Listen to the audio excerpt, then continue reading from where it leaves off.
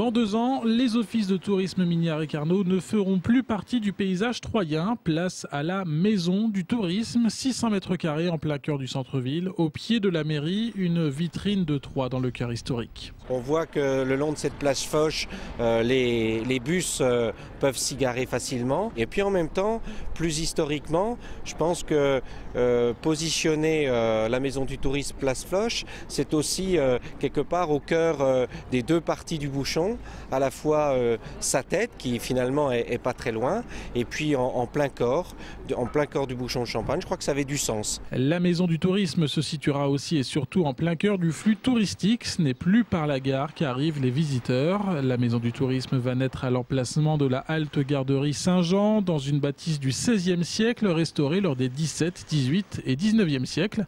À cette ancienne maison va être ajoutée une nouvelle construction. Le principe qui a été retenu, c'est de reconstruire un bâtiment accolé à cette construction qui date du XVIe. Donc ce bâtiment reprendra l'architecture ou la configuration du bâti ancien, donc très étroit et tout en longueur. Donc un bâtiment de 4 mètres de large à peu près sur 15 mètres de long. Le bâtiment gardera un aspect extérieur traditionnel avec une touche contemporaine, des ossatures en bois et un assemblage à l'ancienne. Pour les élus, il faut que les touristes et les Troyens fassent la distinction entre la partie neuve et la partie restaurée.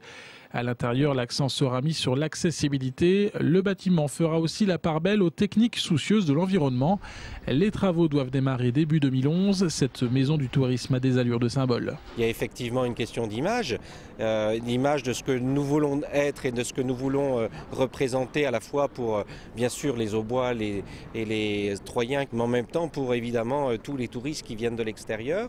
Et donc il était important que cette identité reflète finalement ce qui est au cœur finalement de nos débats en ce moment à Troyes, où il y a un débat sur la place du contemporain, mais aussi un très fort attachement à la reconstitution du patrimoine du XVIe. La Maison du Tourisme va coûter 2,5 millions d'euros. Elle devrait ouvrir ses portes à la mi-2012.